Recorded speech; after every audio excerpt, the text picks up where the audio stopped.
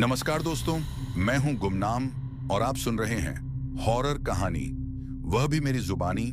दोस्तों, आज की कहानी ट्रक ड्राइवर की है जिनका नाम संजय वर्मा है। तो चलिए अब यह कहानी संजय वर्मा के नजरिए से सुनते हैं। लेकिन उससे पहले आप लोग से एक शिकायत है। आप लोग स्टोरी को पूरा सुनते हैं लेकिन लाइक नहीं करते हैं। इस बार मैंने आप लोगों से बहुत उम्मीद लगाई है कि आप लोग अब की बार वीडियो को लाइक भी करेंगे और चैनल को सब्सक्राइब करके अपना सपोर्ट भी जरूर दिखाएंगे। तो अब ज्यादा समय नहीं लेते हैं, चलिए कहानी की शुरुआत करते हैं। मेरा नाम संजय वर्मा है और मैं पिछले लगभग 12 साल से ट्रक चला रहा हूं। मैं असल में उत्तर प्रदेश के आजमगढ़ का रहने वाला हूं, लेकिन काम के सिलसिले में ज्यादातर असम और अरुणाचल प्रदेश के पहाड़ी रूट्स पर गाड़ी चलाता हूं। ट्रक चलाना मैंने मजबूरी में शुरू किया था। घर की हालत अच्छी नहीं थी। पिताजी मजदूरी करते थे और घर में पैसे कभी टिकते नहीं थे, इसलिए जवानी में ही घर छोड़कर सिलीगुड़ी चला गया, जहां धीरे धीरे क्लीनर से ड्राइवर बन गया। जिस ट्रांसपोर्ट कंपनी के लिए मैं काम करता हूं, उसके मालिक का नाम राजीव बंसल है। लोग उन्हें बंसल साहब कहते हैं। काम में बहुत सख्त आदमी हैं। डिलीवरी लेट हुई तो पैसे काट लेते हैं। उस ट्रिप में ट्रक में जनरेटर के पार्ट्स और कुछ महंगी मशीनें भरी हुई थीं, जो तिनसुकिया से अरुणाचल प्रदेश के एक पहाड़ी टाउन तक पहुंचानी थी। मालिक ने निकलते वक्त एक ही बात बोली थी, समय पर माल पहुंच जाना चाहिए, यह बहुत महंगा कंसाइनमेंट है। मेरे साथ उस सफर में मेरा दोस्त बाबुल था। बाबुल असल में असम का रहने वाला था और पिछले कुछ सालों से मेरे साथ क्लीनर का काम करता था। हमेशा हंसता रहता था, लेकिन उस रात पता नहीं क्यों वह भी ज्यादा चुप था। सुबह हम तिनसुकिया से निकले। शुरू के रास्ते बिल्कुल नॉर्मल थे। गांव, छोटी दुकानें, लोग, बच्चे, जिंदगी चल रही थी। फिर धीरे धीरे शहर पीछे छूट गया। सड़क पतली होने लगी, पेड़ घने होते गए और पहाड़ शुरू हो गए। शाम होने लगी थी। सूरज पहाड़ों के पीछे छुप रहा था और आसमान का रंग धीरे धीरे अंधेरा होने लगा था। बाबुल ने खिड़की से बाहर देखते हुए कहा, संजय भाई, रात में यह जंगल वाला रास्ता ठीक नहीं लगता। मैंने हल्का सा मुस्कुराकर कहा, ड्राइवर का डर से काम नहीं चलता, बस दुआ करो ट्रक ठीक रहे। लेकिन पता नहीं क्यों उस वक्त मुझे भी अजीब सी बेचैनी हो रही थी। थोड़ी देर में रात हो गई। पहाड़ों की रात बहुत अलग होती है। इतनी गहरी कि हेडलाइट के अलावा कुछ दिखता ही नहीं। जंगल का सन्नाटा, हवा की आवाज और कभी कभी किसी अनजान पक्षी की चीख। मैं चुपचाप स्टीयरिंग पकड़े चला रहा था। तभी अचानक ट्रक ने एक जोर का झटका खाया। इंजन से अजीब सी घिसने की आवाज आई और ट्रक धीरे धीरे रुक गया। मैंने तुरंत इग्निशन बंद किया, फिर दोबारा स्टार्ट करने की कोशिश की, लेकिन इंजन ने पकड़ ही नहीं ली। हम दोनों नीचे उतर गए। रात पूरी तरह उतर चुकी थी। चारों तरफ सिर्फ अंधेरा और जंगल की ठंडी हवा। मैंने बोनट खोला और टॉर्च से इंजन देखने लगा, लेकिन कोई बड़ी प्रॉब्लम नजर नहीं आ रही थी। तभी बाबुल अचानक बिल्कुल चुप हो गया। मैंने पूछा, क्या हुआ? उसने धीरे से कहा, उधर देखो। मैंने टॉर्च की रोशनी पेड़ों की तरफ घुमाई। दूर पेड़ों के बीच कोई सफेद सा साया खड़ा था। पहले लगा कोई कपड़ा होगा, लेकिन फिर वह धीरे धीरे हिलने लगा और अब मैं घबरा गया था कि यह कपड़ा खुद से कैसे हिल सकता था। लेकिन मैंने खुद को समझाया और सोचा कि शायद हवा चल रहा है और पेड़ पे कोई कपड़ा बंधा हुआ होगा जो हिल रहा है। हम दोनों बिना कुछ बोले केबिन में वापस आ गए। मैंने फिर से ट्रक स्टार्ट करने की कोशिश की, लेकिन इंजन ने सिर्फ एक कराह सी आवाज निकाली और चुप। जिसके बाद काफी कोशिश करने के बाद भी ट्रक का इंजन स्टार्ट होने का नाम नहीं ले रहा था और चारों तरफ सिवाय बड़े बड़े पहाड़ों और लंबे लंबे पेड़ के अलावा और कुछ नजर नहीं आ रहा था। और यह मौसम गर्मी का था, इसलिए हम दोनों को ट्रक के अंदर घुटन सी लग रही थी, जैसे ट्रक के अंदर कोई हवा नहीं आ रही है। क्योंकि ट्रक के खिड़कियों को हम लोगों ने बंद रखा हुआ था, इसीलिए उसी समय बाबुल ट्रक के खिड़कियों को खोल देता है और अब हमें थोड़ा अच्छा लगने लगा था। और हल्की हल्की पहाड़ी हवाएं अंदर आ रही थीं, लेकिन इंजन स्टार्ट नहीं हो रहा था। और अब हम दोनों पहाड़ी रास्ते के बीच इस अंधेरे में फंस चुके थे और हमारे पास कोई रास्ता नहीं था। इसलिए मैं अपना फोन निकालकर अपने मालिक के फैक्ट्री में कॉल करता हूं और मैकेनिक को सारी बात बताने का सोचता हूं, लेकिन सिग्नल दूर दूर तक नहीं आ रहा था और हम दोनों गर्मी से घुट रहे थे और कोई रास्ता समझ नहीं आ रहा था। तभी बाबुल कहता है, भैया चलिए ना, बाहर चादर बिछाकर बैठ जाते हैं। कक के बाहर अच्छी हवा चल रही है और हमें थोड़ी राहत मिल जाएगी। और मैं भी ज्यादा गर्मी की वजह से बाबुल की इस बात को मान लेता हूं और हम दोनों ट्रक के बाहर चादर बिछाकर नीचे बैठ जाते हैं और आपस में एक दूसरे से बातें करने लगते हैं और सोचते हैं कि अब क्या किया जाए। तभी मैं बाबुल को कहता हूं, बाबुल तू यहीं रुक, मैं आसपास जाकर फोन का सिग्नल चेक करके आता हूं। काहे के यहाँ पे सिग्नल नहीं आ रहा है और बिना सिग्नल के हम लोग मालिक से मदद नहीं ले पाएंगे। लेकिन बाबुल कहता है, नहीं भैया तुम मत जाओ, लाओ फोन मुझे दो। मैं सिग्नल ढूंढने की कोशिश करता हूँ। काका कि तुम्हें ट्रक का ध्यान देना चाहिए और मैं इतने कीमती सामान का ध्यान नहीं दे पाऊंगा। इसलिए मैं बाबुल की बात मान लेता हूँ और वह मुझसे फोन लेकर ट्रक से दूर जाने लगता है और आगे के पहाड़ी रास्ते की तरफ बढ़ते हुए फोन का सिग्नल चेक करने की कोशिश करता है। लेकिन मैं उसे ज्यादा दूर जाने से मना कर देता हूँ और देखते ही देखते टॉर्च लेकर वह आगे निकल जाता है और वह मेरी आंखों से गायब हो चुका था और लगभग 15 मिनट तक उसका कोई आवाज या निशान नहीं मिलता है। और अब मैं डर जाता हूँ कि वह अब तक वापस नहीं आया था।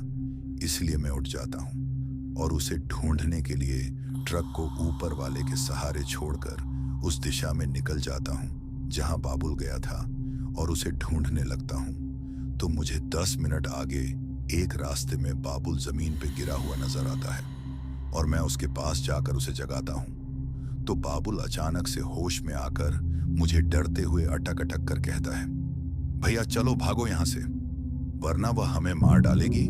और तेजी से वह मुझे लेकर वापस ट्रक के नजदीक आ जाता है और मैं कुछ समझ नहीं पाता हूं। तो बाबुल मुझे ट्रक के अंदर ले आता है और कहता है, भैया जल्दी यहां से निकलना होगा, वरना आज हम लोगों की आखिरी रात होगी।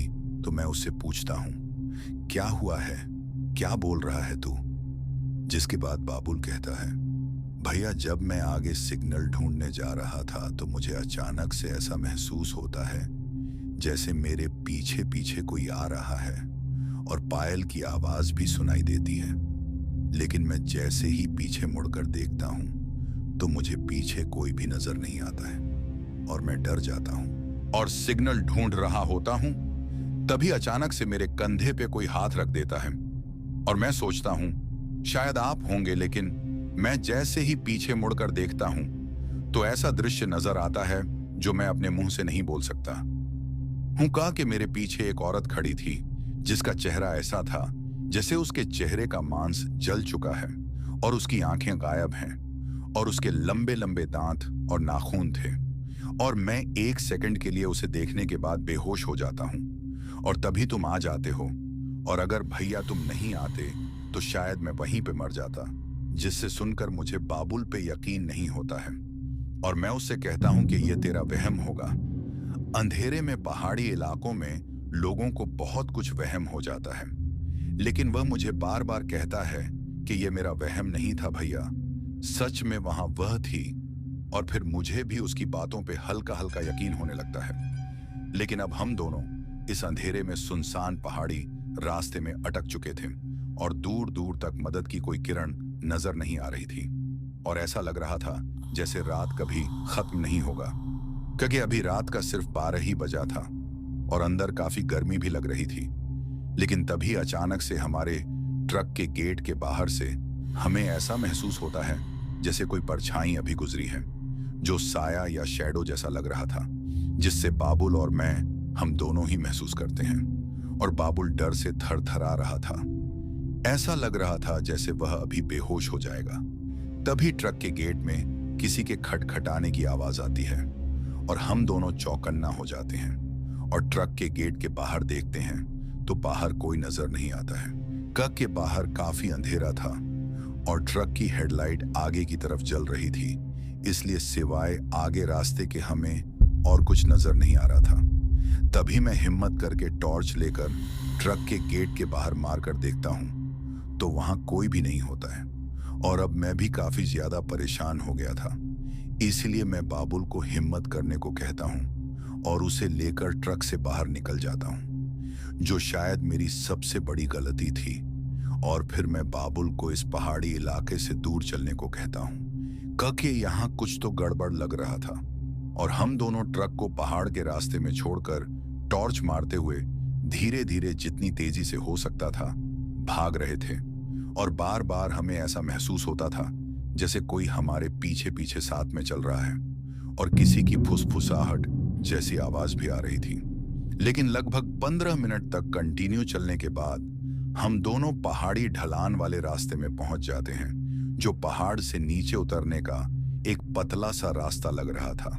और मैं फैसला करके बाबुल के साथ उस रास्ते की तरफ नीचे उतरने लगता हूं। लेकिन हमें इस रास्ते का कोई अंदाजा नहीं था कि यह कहां जा रहा है। लेकिन हम दोनों को जैसे भी अपनी जान बचानी थी और किसी इंसान को ढूंढना था, इसीलिए हम दोनों भागते भागते पहाड़ के काफी नीचे आ चुके थे और हमें दूर एक रोशनी जैसा नजर आ रहा था, जो शायद किसी घर या झोपड़ी की रोशनी महसूस हो रही थी। और आसपास वैसे ही 2 या 3 रोशनियां महसूस हो रहे थे। इसलिए हम दोनों उन रोशनियों वाली दिशा की तरफ बढ़ने लगते हैं और देखते ही देखते हम दोनों उन रोशनियों वाली झोपड़ी के काफी नजदीक आ चुके। और यह देखने में कोई छोटा सा गांव महसूस हो रहा था, जहां पे 10 या 13 ऐसे ही एक जैसे झोपड़ी नजर आ रहे थे। और हम दोनों सबसे पास वाली झोपड़ी के नजदीक जाकर झोपड़ी के अंदर आवाज लगाने लगते हैं और मदद की उम्मीद रखते हैं। लेकिन काफी देर तक कोई भी रिस्पॉन्स या जवाब नहीं मिलता है। इसीलिए हम दोनों उस झोपड़ी के नजदीक वाले एक छोटे से चेयर में बैठ जाते हैं, जो चाय के दुकान जैसा लग रहा था, और वहां बैठकर उदास होकर बैठ जाते हैं। तभी हम दोनों को एक औरत की जोर जोर से रोने की आवाज सुनाई देती है और ऐसा लगता है जैसे यह गांव वीरान गांव है, यहाँ पे कोई इंसान नहीं। तभी एक बूढ़े चाचा जी गांव के एक झोपड़ी से बाहर निकलकर हम दोनों के पास आ जाते हैं और तेजी से हमें इशारा करके झोपड़ी के अंदर आने को बोलते हैं। इसलिए हम दोनों चाचा जी के पीछे पीछे उनकी झोपड़ी के अंदर चले जाते हैं और चाचा जी तेजी से झोपड़ी का दरवाजा बंद कर देते हैं और हम दोनों से पूछते हैं कि तुम दोनों कौन हो और इतनी रात इस पहाड़ी जंगल वाले रास्ते में क्या कर रहे हो और इस गांव में तुम लोग कैसे पहुंच गए। चाचा जी ने हमें कुछ देर तक गौर से देखा, जैसे हमारे चेहरे पढ़ने की कोशिश कर रहे हो।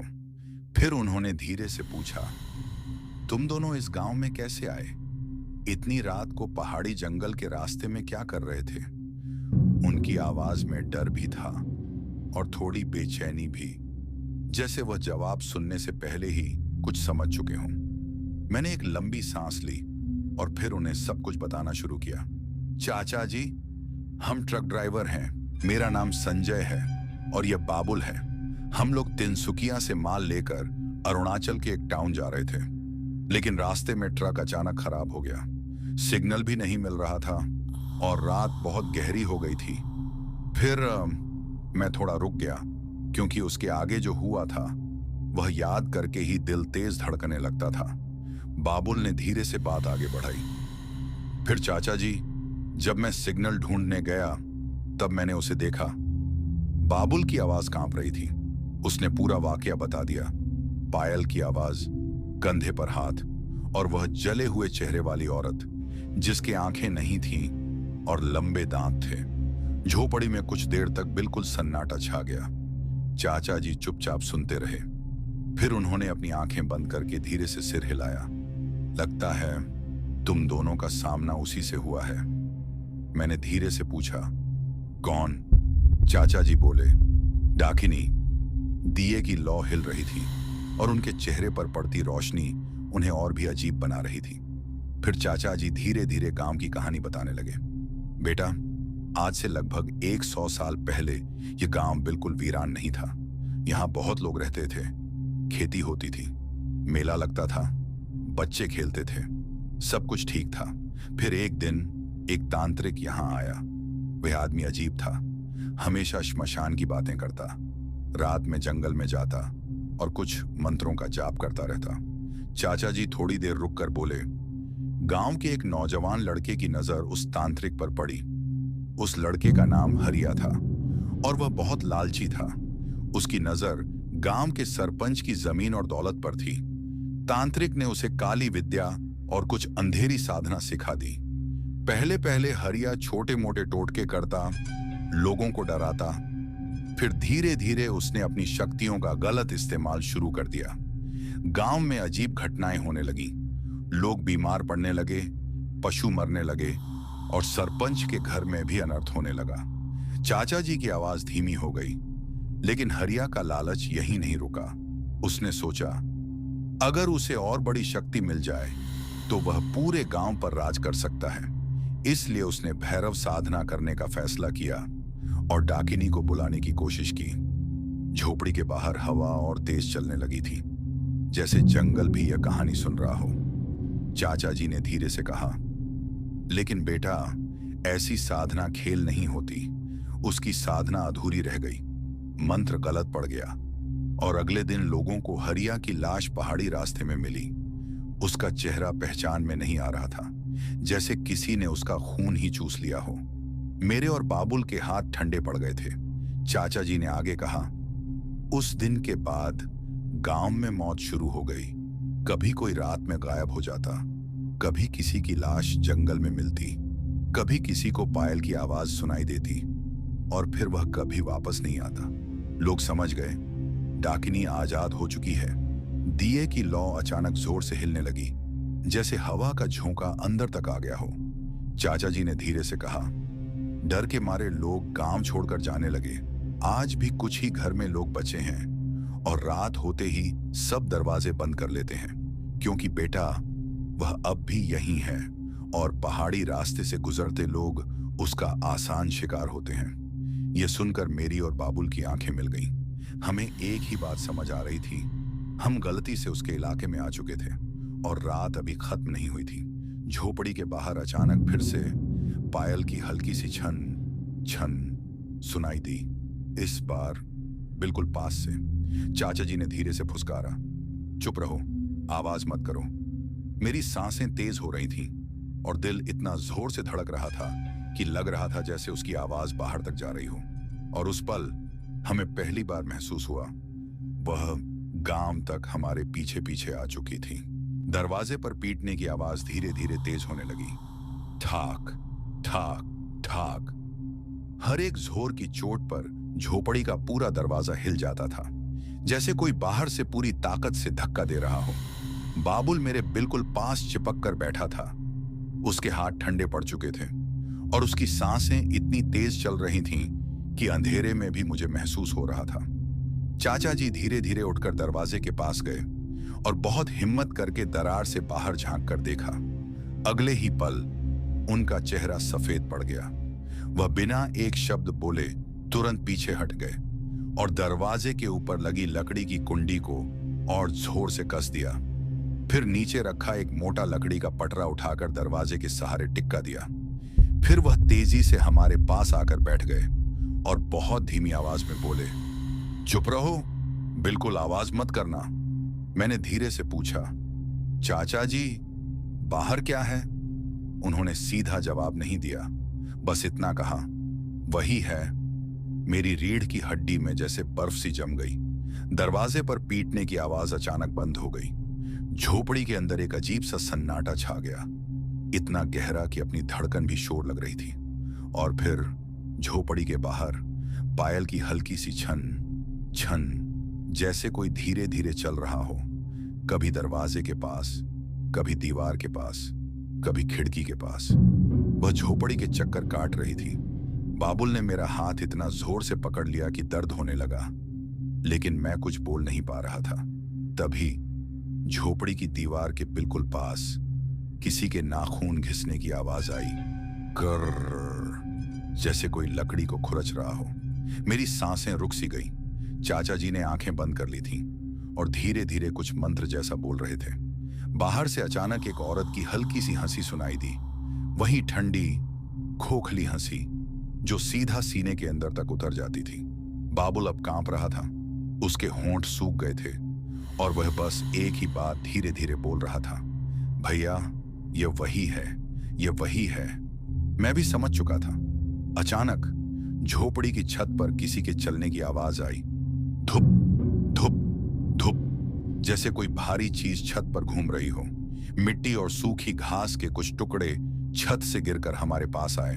चाचा जी ने धीरे से कहा, वह देख रही है, अंदर आने का रास्ता ढूंढ रही है। मेरे गले में जैसे आवाज ही बंद हो गई थी।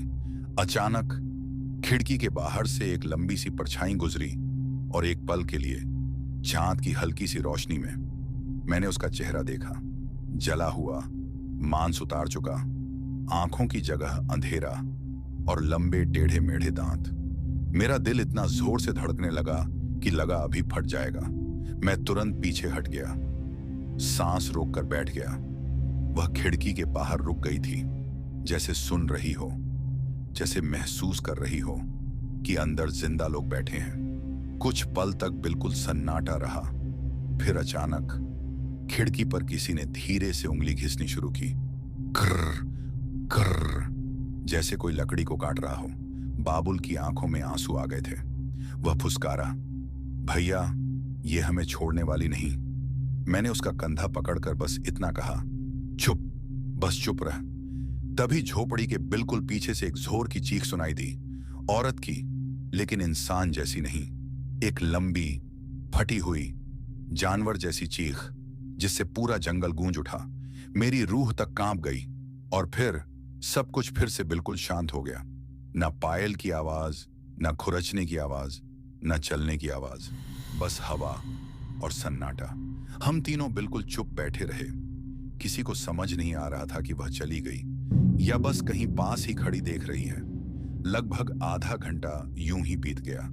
तभी दूर कहीं से फिर से पायल की बहुत हल्की सी आवाज सुनाई दी। इस बार जैसे वह गांव के दूसरे किनारे की तरफ जा रही हो। चाचा जी ने धीरे से सांस छोड़ी। लगता है अभी के लिए चली गई, लेकिन उनकी आवाज में भी यकीन नहीं था। उस रात हम तीनों में से किसी की आंख नहीं लगी। हर एक पल डर था कि पता नहीं कब वह वापस लौट आए, और मैं बस एक ही बात सोच रहा था, अगर वह इतनी आसानी से हमारा पता लगा सकती है तो सुबह होने तक क्या हम सच में बच पाएंगे या नहीं। रात धीरे धीरे और गहरी होती जा रही थी। झोपड़ी के अंदर दिया बुझ चुका था। सिर्फ बाहर की हल्की सी चांदनी दरार से घुसकर मिट्टी की दीवार पर फीकी सी रोशनी बना रही थी। हम तीनों चुप बैठे थे, ना कोई बात, ना कोई आवाज, बस कभी कभी हवा की सरसराहट। पता नहीं कितना वक्त बीत गया होगा, लेकिन अचानक मेरी नजर झोपड़ी की दीवार पर पड़ी और मेरा दिल एक पल के लिए रुक गया। दीवार पर एक छोटा सा लाल दाग उभर रहा था, जैसे मिट्टी के अंदर से खून रिस रहा हो। पहले मुझे लगा आंखों का धोखा है, लेकिन धीरे धीरे वह दाग बड़ा होने लगा। फिर एक लंबी सी लकीर बन गई, जैसे किसी ने अंदर से खून से उंगली घुमाई हो। मैंने धीरे से बाबुल को कोहनी मारी, उधर देख। बाबुल ने जैसे ही दीवार देखी, उसके होंठ सूख गए। तब तक चाचा जी की भी नजर उस पर पड़ चुकी थी। उनका चेहरा एकदम सख्त हो गया। वह धीरे से बोले, वह वापस आ गई। मेरी सांसें तेज होने लगी। लाल लकीर धीरे धीरे बढ़ रही थी और अब वह कुछ अक्षर जैसी बनने लगी थी, लेकिन समझ नहीं आ रहा था क्या। तभी झोपड़ी के बाहर से फिर पायल की आवाज सुनाई दी, इस बार पहले से ज्यादा पास और ज्यादा तेज। छन छन छन, जैसे कोई झोपड़ी के बिल्कुल बाहर गोल गोल घूम रहा हो। बाबुल ने डर से फुसकारा, भैया ये हमें ढूंढ रही है। तभी दीवार के उस लाल निशान के बीच से एक पतली सी दरार पड़ गई, खर्रक, जैसे मिट्टी टूट रही हो। मेरी रीढ़ की हड्डी में ठंड उतर गई। चाचा जी तुरंत उठकर एक पुराना लकड़ी का संदूक खोलने लगे। उन्होंने अंदर से एक पुराना ताबीज निकाला, काला धागा और उसमें बंधा हुआ छोटा सा पीला कागज। वह हमें देखकर बोले, अगर सुबह तक बच गए तो एक उपाय है, लेकिन उनकी बात अधूरी रह गई, क्योंकि उसी पल झोपड़ी के दरवाजे पर इतना जोर का धक्का पड़ा कि पूरा दरवाजा हिल गया। धाम! बाबुल चीख पड़ा। चाचा जी तुरंत दरवाजे की तरफ दौड़े और अंदर से लकड़ी और जोर से टिकाने लगे। बाहर से एक अजीब सी घुरघुराहट की आवाज आ रही थी, जैसे कोई गुस्से में दांत पीस रहा हो। फिर दरवाजे के नीचे की दरार से कुछ काला सा धुआं अंदर घुसने लगा। मेरी सांसें रुकने लगी। वह धुआं ठंडा भी था और उसमें एक अजीब सी सड़ी हुई बू थी। चाचा जी जोर जोर से मंत्र पढ़ने लगे, ताबीज को हाथ में पकड़कर। कुछ पल के लिए दरवाजे पर धक्के रुक गए। पायल की आवाज भी बंद हो गई। झोपड़ी में फिर सन्नाटा छा गया। मैंने सोचा शायद वह चली गई, लेकिन तभी छत के ऊपर से एक जोर की घिसटने की आवाज आई। ग्रर, जैसे कोई भारी चीज रेंगी हो। चाचा जी ने सिर ऊपर उठाया और उनकी आंखों में डर साफ दिख रहा था। अगला पल छत की मिट्टी का एक टुकड़ा टूट कर गिरा, फिर एक और फिर छत में एक बड़ा सा सुराख हो गया। उस अंधेरे सुराख से दो लंबे काले टेढ़े मेढ़े नाखून अंदर लटक गए। बाबुल की चीख निकल गई। मैं जम गया था, हिल भी नहीं पा रहा था। फिर धीरे धीरे वह चेहरा नीचे झुककर सुराख से अंदर देखने लगा। वही जला हुआ चेहरा, बिना आंखों के गड्ढे और लंबे दांत। उसकी हंसी इतनी खौफनाक थी कि मेरे कान गूंज उठे। चाचा जी ने ताबीज ऊपर उठाकर जोर से मंत्र पढ़ा और एक पल के लिए वह चेहरा पीछे हट गया। मुझे लगा शायद वह डर गई, लेकिन शायद वही चाचा जी की भूल थी, क्योंकि अगले ही पल झोपड़ी का दरवाजा अपने आप खुल गया। लकड़ी का पटरा जोर से साइड में गिर गया और एक ठंडी हवा का झोंका अंदर आया। दिए की बुझी हुई बाती तक हिल गई और दरवाजे पर वह खड़ी थी, इस बार पूरे रूप में। उसके बाल जमीन तक लटक रहे थे, पैर उल्टे थे और चेहरा इतना पास था कि मैं उसकी सांस की सड़ी हुई बू महसूस कर सकता था। बाबुल जम गया, मैं भी। चाचा जी ने ताबीज उसकी तरफ बढ़ाया, लेकिन उनका हाथ कांप रहा था और मंत्र टूट गया। बस एक पल के लिए, एक पल की चूक, और वही सबसे बड़ा गलत पल था। डाकिनी बिजली की तरह आगे बढ़ी। उसने चाचा जी का गला पकड़ लिया। चाचा जी की आंखें फट गईं, उनकी आवाज तक नहीं निकली। मैं और बाबुल हिल भी नहीं पाए और अगले ही पल वह उन्हें घसीट कर दरवाजे के बाहर ले गई। बस मिट्टी में घिसटने की आवाज और चाचा जी के पैरों की हल्की सी थपथप। फिर सब कुछ चुप, इतना चुप जैसे कुछ हुआ ही नहीं। मेरे हाथ से टॉर्च गिर गई। बाबुल रो रहा था, लेकिन आवाज दबाकर हम दोनों झोपड़ी के अंदर पत्थर की तरह बैठे रह गए। ताबीज जमीन पर गिरा पड़ा था, लेकिन अब हमें पता ही नहीं था वह कौन सा उपाय बताने वाले थे और सुबह तक बचने का रास्ता क्या था। उस रात हमें पहली बार सच में एहसास हुआ, अब हम बिल्कुल अकेले थे और बाहर वह अब भी कहीं ना कहीं जिंदा थी और हमारा इंतजार कर रही थी। सुबह की हल्की रोशनी झोपड़ी के टूटे हुए छेदों से अंदर आ रही थी, लेकिन उस रोशनी में भी रात का डर अभी तक जिंदा था। चाचा जी को ले जाने के बाद झोपड़ी बिल्कुल सुनसान लग रही थी, जैसे उस घर की सांस ही रुक गई हो। मैं और बाबुल कुछ देर तक चुप बैठे रहे। किसी के मुंह से एक शब्द तक नहीं निकल रहा था। फिर अचानक मुझे याद आया, चाचा जी ने कल रात एक संदूक का जिक्र किया था। हम दोनों ने झोपड़ी के कोने में पड़ा पुराना लकड़ी का संदूक ढूंढना शुरू किया। थोड़ी देर बाद वह मिल गया, धूल से भरा हुआ और उसका ताला पहले ही टूटा हुआ था। मैंने धीरे से ढक्कन उठाया।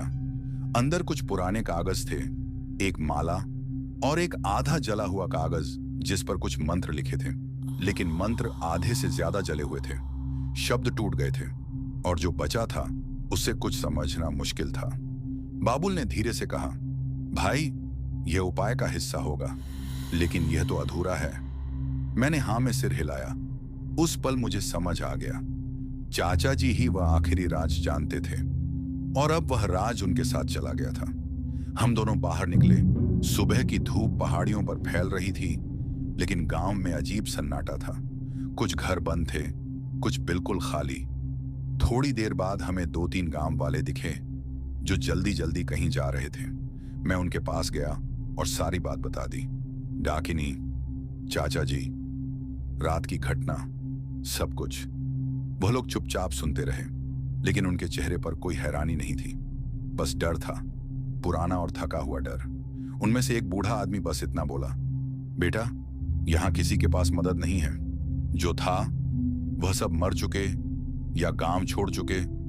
ये कहकर वह लोग चल दिए। ना उन्होंने कोई उपाय बताया, ना रुककर बात की। मुझे पहली बार लगा शायद हम सच में अकेले हैं। हम दोनों बिना सोचे समझे चलने लगे। शायद बस चलना ही एक काम बचा था। तभी गांव के बाहर के रास्ते पर हमें एक आदमी दिखा। सफेद कपड़े, लंबे बाल और कंधे पर एक झोला। वह एक साधु बाबा थे। उन्होंने हमें देखते ही रुककर पूछा, तुम दोनों इस गांव में नए हो? पता नहीं क्यों, लेकिन उनकी आवाज में एक अजीब सा भरोसा था। हमने उन्हें सारी बात बता दी, शुरू से लेकर अब तक। वह कुछ देर चुप रहे, फिर बोले, इस शक्ति को रोकना आसान नहीं है, लेकिन एक उपाय है, एक साधना, लेकिन वह रात में ही होगी और श्मशान घाट में। यह सुनते ही मेरी रीढ़ की हड्डी में ठंडी लहर दौड़ गई। बाबुल ने धीरे से पूछा, बाबा, अगर गलती हो गई तो? साधु बाबा ने सीधा जवाब दिया, फिर मौत निश्चित है। उन्होंने हमें साधना का तरीका समझाया, सुरक्षा रेखा, मंत्र और सबसे जरूरी बात, रेखा के बाहर कदम मत रखना। चाहे कुछ भी हो जाए, चाहे कोई पुकारे, चाहे कोई रोए, चाहे तुम्हें अपने घर वालों की आवाज ही क्यों न सुनाई दे। यह कहकर बाबा चले गए, जैसे हवा में घूमकर गायब हो गए हों। हमने तय किया कि रात होने से पहले ट्रक तक वापस जाएंगे। शायद मालिक को सब बताकर मदद मिल जाए। सुबह सुबह हम पहाड़ी रास्ते से वापस ट्रक तक पहुंच गए। नेटवर्क मुश्किल से मिल रहा था, लेकिन काफी देर बाद कॉल लग ही गया। मैंने मालिक को सब कुछ बता दिया। फोन के दूसरी तरफ कुछ पल खामोशी रही, फिर वह जोर से हंस पड़े। पागल हो गए हो क्या? डाकिनी वाकिनी कुछ नहीं होता। तुम दोनों वापस आ जाओ, मैं अपने लोग भेज दूंगा ट्रक लेने। उनकी आवाज में एक भी शब्द भरोसे का नहीं था। कॉल कट गया। मैं और बाबुल कुछ देर चुप खड़े रहे। आखिर हमने फैसला किया, ट्रक वहीं छोड़कर अपने गांव वापस चले जाएंगे और रात को साधना करेंगे। बस यही एक रास्ता बचा था। रात जल्दी आ गई। श्मशान घाट पहाड़ी के नीचे था, एक सुनसान जगह जहां आधी जली लकड़ियों की बू हवा में खुली हुई थी और मिट्टी में पुरानी राख मिली हुई थी। हमने साधु बाबा के बताए हिसाब से जमीन पर सुरक्षा रेखा बनाई, दिया जलाया और मंत्र बोलना शुरू किया। हवा बिल्कुल बंद थी। कुछ देर तक सब ठीक रहा, फिर अचानक हवा चलने लगी। पहले हल्की, फिर तेज, फिर इतनी तेज कि दिया की लौ सीधी झुक गई।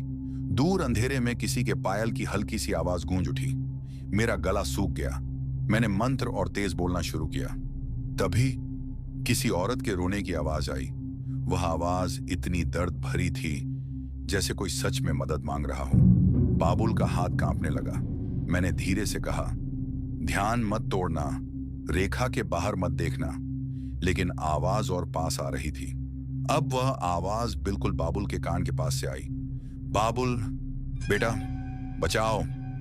बाबुल का जिस्म एकदम सख्त हो गया। उसने धीरे से कहा, ये मेरी मां की आवाज है।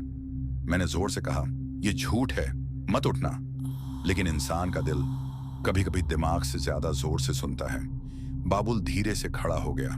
बस एक पल देख के आता हूं। नहीं, मैं चीखा, लेकिन देर हो चुकी थी। उसने रेखा के बाहर कदम रख दिया। अगला पल अचानक हवा रुक गई, रोने की आवाज बंद हो गई और फिर अंधेरे में दो जलती हुई आंखें खुली। डाकिनी बिल्कुल उसके पीछे खड़ी थी। बाबुल को शायद महसूस भी नहीं हुआ जब तक उसकी गर्दन एक झटके से पीछे नहीं मुड़ गई। उसकी चीख इतनी तेज थी कि श्मशान की हवा तक कांप गई। मैं रेखा के अंदर बैठा सब देख रहा था, लेकिन कुछ कर नहीं सकता था। अगर बाहर जाता तो मैं भी मर जाता। डाकिनी ने बाबुल को घसीट कर अंधेरे में ले लिया। उसकी चीख धीरे धीरे दूर होती गई, फिर बिल्कुल बंद हो गई। रात फिर से खामोश हो गई। दिया अब भी जल रहा था, लेकिन उसकी लौ बहुत छोटी हो गई थी। मैं अकेला रेखा के अंदर बैठा था। हाथ कांप रहे थे। आंखों से आंसू रुक नहीं रहे थे। उस रात मुझे समझ आ गया, कुछ गलतियां जिंदगी में एक ही बार होती हैं और उनकी सजा मौत होती है। और अब मैं बिल्कुल अकेला रह गया था। रात का वह मंजर आज भी मेरी आंखों के सामने जिंदा है। श्मशान घाट में जलती हुई लकड़ी की बू, हवा में उड़ती हुई राख और बाबुल की चीख। उस रात के बाद मैं जिंदा तो बच गया था, लेकिन अंदर से जैसे कुछ टूट गया था। सुबह की पहली रोशनी जब पेड़ों के बीच से झांकने लगी, तब मैं धीरे धीरे सुरक्षा रेखा के अंदर से बाहर निकला। साधु बाबा वहां नहीं थे, जैसे वह कभी थे ही नहीं। आसपास सिर्फ सन्नाटा था और श्मशान की मिट्टी में बाबुल के घसीटे जाने के निशान थे। मैं वहां ज्यादा देर रुक नहीं पाया। दिल में डर था और एक अजीब सी थकान। मैं सीधा रास्ते की तरफ चल दिया और किसी तरह पहाड़ चढ़कर अपने ट्रक तक पहुंच गया। ट्रक वैसा ही खड़ा था, सुनसान, ठंडा, जैसे रात की सारी बातें सिर्फ एक बुरा सपना हो। इस बार किस्मत से फोन में हल्का सा सिग्नल आ गया। मैंने तुरंत मालिक को कॉल किया और सारी बात बताई, लेकिन वह हंसे। उन्होंने कहा कि ऐसी बातों पर यकीन मत करो, ट्रक छोड़ दो, मेरे लोग आकर ले जाएंगे और तुम घर वापस आ जाओ। मुझे भी लगा शायद सच में मेरा दिमाग हिल गया है या डर ने मुझे कमजोर बना दिया है, इसलिए मैं वापस अपने गांव लौट आया। लेकिन असली डरावना सिलसिला तो अब शुरू हुआ था। पहली रात मैं चारपाई पर लेटा हुआ था, लेकिन नींद नहीं आ रही थी। घर के बाहर कुत्ते भौंक रहे थे और हवा में अजीब सी ठंडक थी। पता नहीं कब मेरी आंख लग गई और फिर मैंने सपना देखा। मैं वहीं पहाड़ी रास्ते पर खड़ा था। अंधेरा, ठंडी हवा और दूर से पायल की आवाज, छन छन छन। मेरा गला सूख गया। मैं पीछे मुड़ने की हिम्मत नहीं कर रहा था, लेकिन पायल की आवाज बिल्कुल मेरे पीछे आकर रुक गई। किसी ने मेरे कान के पास फुसफुसाया, तू बच गया, लेकिन मैं तुझे छोड़ूंगी नहीं। मैंने डर के मारे पीछे मुड़कर देखा। वही औरत, वही जला हुआ चेहरा, आंखों की जगह अंधेरा और लंबे दांत। मैं चीखते हुए उठ बैठा। मेरा पूरा जिस्म पसीने से भीग चुका था। सांसें तेज चल रही थीं, लेकिन सबसे ज्यादा डरावनी बात अभी बाकी थी। चांद की रोशनी कमरे में आ रही थी और जब मेरी नजर जमीन पर पड़ी, मेरी परछाई वहां नहीं थी। दिया जल रहा था, रोशनी थी, लेकिन मेरी परछाई गायब थी। उस रात मैं बिल्कुल नहीं सोया। अगली कुछ रातों तक वही होने लगा। हर रात सपना, हर रात वही डाकिनी। कभी वह दूर खड़ी होती, कभी मेरे बिल्कुल पास, कभी बस उसकी पायल की आवाज सुनाई देती, लेकिन मैं उसे देख नहीं पाता। और हर सुबह मेरी परछाई वापस आ जाती, जैसे वह सिर्फ रात में ही मुझे छोड़कर चली जाती हो, या शायद रात में वह मेरे पास होती हो। एक रात सपना और भी ज्यादा डरावना था। इस बार मैं श्मशान घाट में खड़ा था और मेरे सामने बाबुल खड़ा था। उसकी आंखें सफेद थीं, चेहरा पीला, और वह धीरे धीरे मुस्कुराया। उसने कहा, भैया अब तुम्हारी बारी है। उसके पीछे वह डाकिनी खड़ी थी और उसने अपना हाथ मेरे कंधे पर रख दिया। उसका हाथ बर्फ की तरह ठंडा था। फिर उसने कहा, तू बच नहीं सकता, तू मेरा है। मैं जोर से चीख कर उठ गया। उस रात के बाद से मुझे महसूस होने लगा कि कोई मेरे साथ चल रहा है, दिन में भी, रात में भी, जैसे कोई नजर ना आने वाली परछाई। कभी कभी मुझे अपने पीछे पायल की हल्की सी आवाज सुनाई देती, लेकिन जब मुड़कर देखता, कोई नहीं होता। एक दिन हिम्मत करके मैं मंदिर गया और पंडित जी से बात की, लेकिन उन्होंने बस इतना कहा कि कुछ साए ऐसे होते हैं जो सिर्फ मौत से ही छोड़ते हैं। उस दिन के बाद से मेरे दिल में एक ही डर बैठ गया कि शायद मेरी जिंदगी अब लंबी नहीं है। और आज भी जब रात गहरी होती है और हवा में ठंडक बढ़ जाती है, मुझे कभी कभी अपने कान के पास वह फुसफुसाहट सुनाई देती है, मैं यही हूं। और सबसे डरावनी बात, कभी कभी आज भी रात में मेरी परछाई मेरे साथ नहीं चलती। उस पल मेरे दिल में जो डर उठा, वह पहले से भी ज्यादा गहरा था। मुझे साफ महसूस हो रहा था, वह अभी भी यही है, बस हमें देख रही है, इंतजार कर रही है। रवि ने मेरे कंधे पर हाथ रखा। चल, नीचे चलते हैं। बाबा ने कहा है कुछ दिन यहीं रुकना है। मैंने सिर हिलाया, लेकिन जाते जाते एक बार फिर पीछे मुड़कर देखा। मंदिर की सीढ़ियों के पास वही पेड़ खड़ा था और हवा बिल्कुल बंद थी, लेकिन उसकी एक टहनी धीरे धीरे हिल रही थी, जैसे किसी ने अभी अभी उसे छुआ हो। हम मंदिर के पास ही एक छोटी सी धर्मशाला में रुक गए। दिन में सब ठीक रहता था। मंदिर की घंटियों की आवाज, धूप की खुशबू, लोगों का आना जाना, इन सब के बीच डर थोड़ा कम लगता था। लेकिन रात होते ही सब बदल जाता था। पहली रात मैंने साफ सुना धर्मशाला के बाहर कदमों की आहट, धीरे धीरे घसीटते हुए, जैसे कोई नंगे पैरों से पत्थर पर चल रहा हो। मैंने खिड़की से झांकने की हिम्मत नहीं की, बस चादर ओढ़कर लेटा रहा और पूरी रात जागता रहा। दूसरी रात और भी अजीब थी। मैं आधी नींद में था कि अचानक लगा कोई मेरे बिस्तर के पास बैठ गया है। गद्दा हल्का सा धंसा, जैसे सच में कोई बैठा हो। मेरी सांस रुक गई। मैंने आंखें खोलने की हिम्मत नहीं की, लेकिन फिर कान के पास बहुत धीमी आवाज आई, भागकर कहां जाओगे?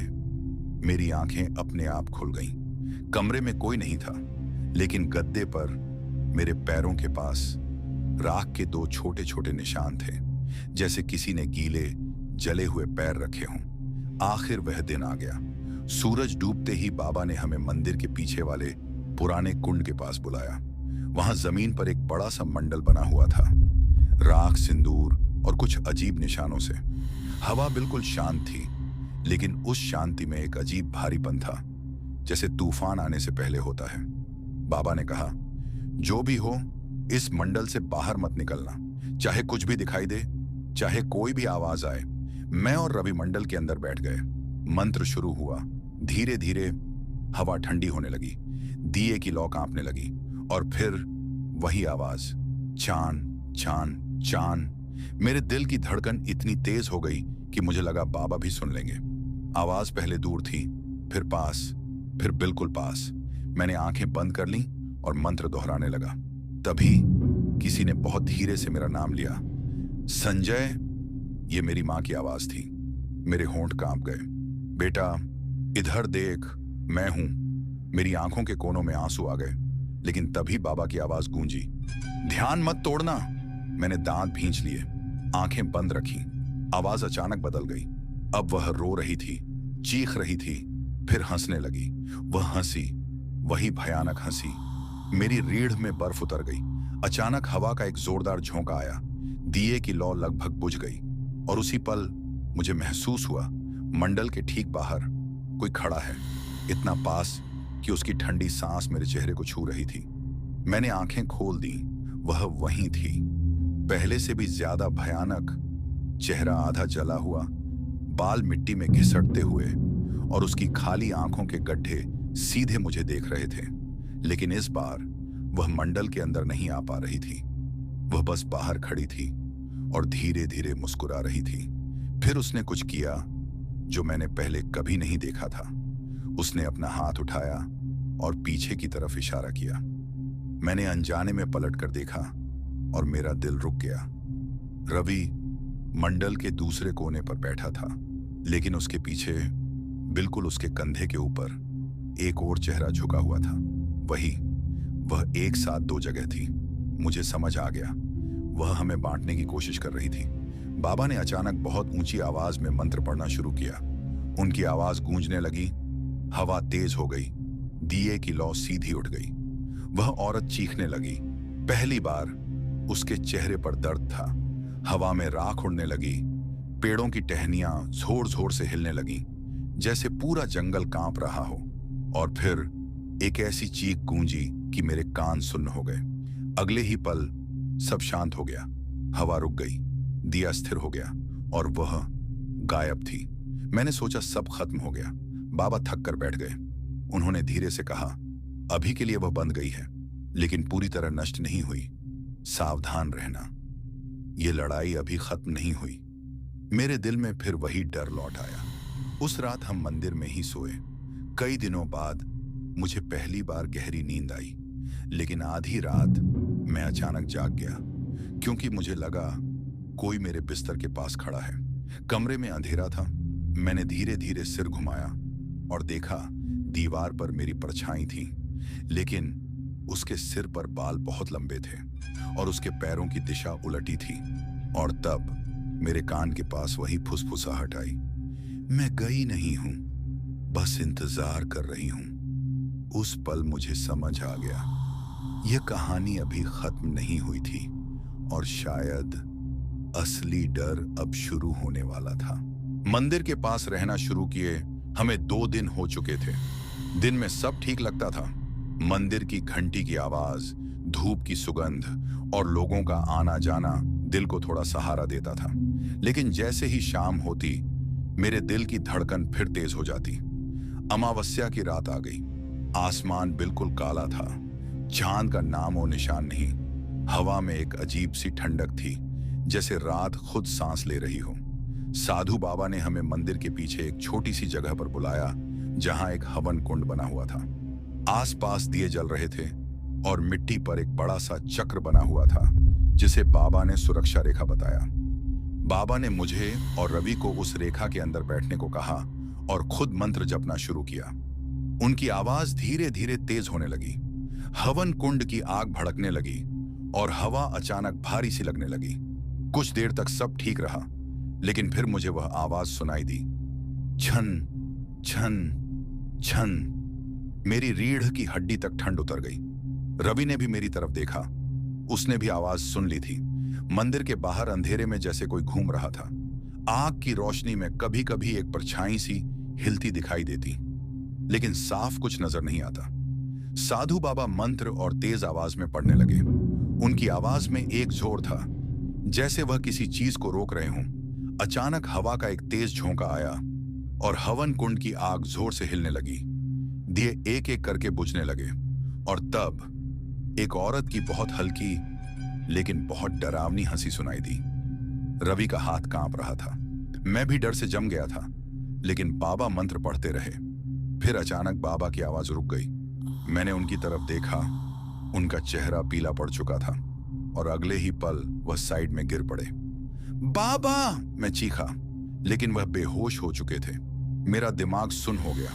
हवन कुंड की आग धीरे धीरे कम हो रही थी और बाहर पायल की आवाज और तेज होती जा रही थी। मुझे बाबा की बात याद आई, मंत्र रुकना नहीं चाहिए, वरना वह अंदर आ जाएगी। मेरे हाथ कांप रहे थे, लेकिन मैं जानता था अगर मैंने कुछ नहीं किया तो सब खत्म हो जाएगा। मैंने बाबा के पास रखी माला उठाई और उनके मुंह से सुने हुए मंत्र को याद करके धीरे धीरे बोलना शुरू किया। पहले मेरी आवाज कांप रही थी, शब्द गलत हो रहे थे, लेकिन मैं रुका नहीं। जैसे ही मैं मंत्र बोल रहा था, मुझे महसूस हुआ कि हवा और ठंडी हो रही है, जैसे कोई बिल्कुल पास खड़ा हो। रवि ने अचानक धीरे से कहा, पीछे मत देखना। मेरे हाथ से माला लगभग गिर गई, लेकिन पता नहीं क्यों डर के बावजूद मेरा दिल कह रहा था कि पीछे देखना नहीं चाहिए। पायल की आवाज अब बिल्कुल मेरे पीछे थी। मुझे महसूस हो रहा था कोई मेरे बिल्कुल पीछे खड़ा है, इतना पास कि उसकी सांस की ठंडक मेरी गर्दन को छू रही थी। मेरी आवाज रुकने लगी, लेकिन मैंने जोर लगाकर मंत्र जारी रखा। तभी मेरे कान के पास एक फुसफुसाहट हुई, गलत बोल रहा है, रुक जा। मेरे हाथ थर्रा गए। एक पल के लिए मेरा मन हुआ मंत्र रोक दूं, लेकिन पता नहीं कहां से हिम्मत आई और मैं और जोर से मंत्र बोलने लगा। अचानक हवन कुंड की आग फिर से भड़क उठी, इतनी तेज कि उसकी रोशनी में एक पल के लिए मुझे अपनी परछाई के अलावा एक और परछाई दिखी, बिल्कुल मेरे पीछे। लंबे बाल, टेढ़ा सा झुकता हुआ चेहरा। मेरा गला सूख गया, लेकिन मैंने मंत्र नहीं रोका। कुछ पल बाद एक तेज चीख की आवाज हुई, इतनी तेज कि कान गूंज गए, और फिर अचानक सब शांत हो गया। हवा सामान्य हो गई, पायल की आवाज बंद हो गई। मैंने धीरे से मंत्र बोलना बंद किया और पीछे मुड़कर देखा, वहां कोई नहीं था। रवि जमीन पर बैठा कांप रहा था। थोड़ी देर बाद साधु बाबा को होश आया। उन्होंने धीरे से उठकर मुझे देखा और बोले, तुमने मंत्र रोका तो नहीं था? मैंने सिर हिलाकर मना किया। बाबा ने गहरी सांस ली और बोले, आज रात तुम बच गए, लेकिन वह पूरी तरह हारी नहीं है। अब वह और ज्यादा गुस्से में होगी। मेरे दिल में फिर से डर बैठ गया। उस रात के बाद मुझे समझ आ गया, ये सब खत्म नहीं हुआ है। ये सिर्फ एक लड़ाई थी, जंग अभी बाकी थी। और उसी रात जब मैं मंदिर के कमरे में सोया, मुझे सपना आया। मैं अंधेरे पहाड़ी रास्ते पर खड़ा था और दूर वह डाकिनी खड़ी मुझे देखकर मुस्कुरा रही थी। इस बार उसने सिर्फ एक बात कही, अब मैं खुद आऊंगी। मैं झटके से उठ गया और उस पल मुझे महसूस हुआ जैसे मंदिर के बाहर फिर से किसी पायल की बहुत हल्की सी आवाज गूंज रही हो। मैं बिस्तर पर बैठा था, मेरी सांसें तेज चल रही थीं और दिल ऐसे धड़क रहा था जैसे सीने से बाहर निकल आएगा। कमरे में अंधेरा था, सिर्फ खिड़की से आती हल्की सी नीली रोशनी फर्श पर पड़ रही थी। और फिर छन छन छन, पायल की वही आवाज, इस बार साफ, बिल्कुल साफ। मेरे पूरे शरीर में झुरझुरी दौड़ गई। मैंने धीरे धीरे रवि की तरफ देखा। वह गहरी नींद में था। शायद उसे कुछ सुनाई नहीं दे रहा था, लेकिन मुझे सुनाई दे रहा था। और यह कोई सपना नहीं था। आवाज मंदिर के बाहर से आ रही थी और धीरे धीरे करीब आ रही थी। छन छन छन। हर आवाज के साथ ऐसा लग रहा था जैसे मौत खुद मेरी तरफ चलकर आ रही हो। मैंने खुद को समझाने की कोशिश की, यह मेरा वहम है, कुछ नहीं है। लेकिन तभी कमरे का दरवाजा अपने आप क्रीक की आवाज के साथ धीरे धीरे खुलने लगा। मेरी सांस वहीं रुक गई। दरवाजे के बाहर कोई नहीं था, लेकिन पायल की आवाज अब कमरे के अंदर से आ रही थी। छन छन। मेरे हाथ पैर सुन्न पड़ गए। अचानक कमरे की हवा बर्फ जैसी ठंडी हो गई और फिर मैंने उसे देखा। कमरे के कोने में अंधेरे के बीच दो सफेद चमकती हुई आंखें। मेरा गला सूख गया। धीरे धीरे वह अंधेरे से बाहर आने लगी। लंबे बिखरे हुए बाल, झुका हुआ शरीर और चेहरा। उसका चेहरा इंसान जैसा नहीं था। आंखें पूरी सफेद, होंठ फटे हुए और चेहरा टेढ़ा मेढ़ा जैसे किसी ने तोड़ दिया हो। वह मुझे देखकर मुस्कुरा रही थी। मेरे मुंह से आवाज तक नहीं निकली। मैंने रवि को हिलाने की कोशिश की, रवि उठ उठ, लेकिन वह नहीं उठा, जैसे वह किसी गहरी बेहोशी में चला गया हो। डाकिनी अब धीरे धीरे मेरी तरफ बढ़ रही थी। छन छन छन। हर कदम के साथ उसकी मुस्कान और चौड़ी होती जा रही थी। मैंने जल्दी से माला उठाई और मंत्र बोलने की कोशिश की, लेकिन इस बार मेरे मुंह से आवाज ही नहीं निकल रही थी, जैसे किसी ने मेरा गला पकड़ लिया हो। वह अब मेरे बिल्कुल सामने खड़ी थी।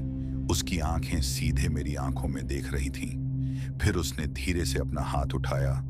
उसका हाथ बर्फ जैसा ठंडा था। उसने मेरी गर्दन को छू लिया। उस स्पर्श के साथ ही मेरा पूरा शरीर सुन्न पड़ गया। मैं हिल भी नहीं पा रहा था। मेरी आंखों के सामने सब धुंधला होने लगा। फिर उसने मेरे कान के पास झुककर फुसफुसाया, मैंने कहा था मैं खुद आऊंगी। उसकी आवाज में एक अजीब सी खुशी थी, जैसे वह इसी पल का इंतजार कर रही हो। मैं पूरी ताकत से चिल्लाना चाहता था, लेकिन आवाज नहीं निकली। अचानक उसने मेरी गर्दन कसकर पकड़ ली। उसकी पकड़ इंसान से कई गुना ज्यादा ताकतवर थी। मेरी सांस रुकने लगी। मेरी आंखों के सामने अंधेरा छाने लगा। मैंने आखिरी बार रवि की तरफ देखा। वह अब भी बेहोश था। कोई मेरी मदद करने वाला नहीं था। फिर एक तेज दर्द मेरी गर्दन में उठा। ऐसा लगा जैसे किसी ने मेरी आत्मा को शरीर से खींच लिया हो।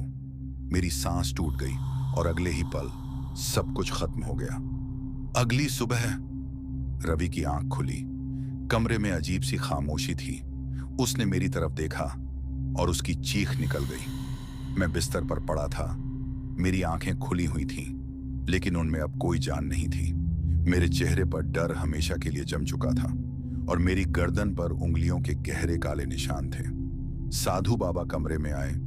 उन्होंने मुझे देखा और उनकी आंखों में डर साफ दिखाई दे रहा था। उन्होंने धीरे से कहा, वह उसे ले गई। मंदिर के बाहर मिट्टी पर छोटे छोटे पैरों के निशान थे और उनके साथ पायल के निशान। लेकिन सबसे डरावनी बात यह थी, उन निशानों के साथ एक और निशान था, जैसे कोई चीज मुझे घसीटते हुए मंदिर के पीछे जंगल की तरफ ले गई हो। उस दिन के बाद मेरा शरीर तो जला दिया गया, लेकिन कहानी यहीं खत्म नहीं हुई, क्योंकि कई रातों बाद रवि ने कसम खाकर कहा कि उसने मंदिर के पीछे अंधेरे में मुझे खड़ा देखा। मैं वहीं खड़ा था, बिल्कुल चुप और मेरे पैरों में पायल बंधी हुई थी। छन छन छन। अब मैं भी उसी के साथ हूं और हम दोनों किसी और का इंतजार कर रहे हैं। कहानी खत्म, लेकिन श्राप अभी भी जिंदा है। तो मेरे प्यारे दोस्तों, आज की यह डरावनी और सच्ची कहानी यहीं खत्म होती है। लेकिन मैं इस चैनल पर आप लोगों के लिए हर दिन एक अनोखी और सच्ची ट्रक ड्राइवर की आप बीती और कहानी लेकर आता हूं। बस आप लोगों से मेरी एक छोटी सी रिक्वेस्ट है, हमें सपोर्ट करने के लिए इस वीडियो को लाइक करें और चैनल को सब्सक्राइब जरूर करें। और अगर आप भी अपना नाम अगले वीडियो में अनाउंस करवाना चाहते हैं तो इस वीडियो के कमेंट सेक्शन में अपना नाम लिख दीजिए। तो हम लोग मिलते हैं अगले वीडियो में एक नई और भी डरावनी कहानी के साथ। तब तक के लिए अलविदा।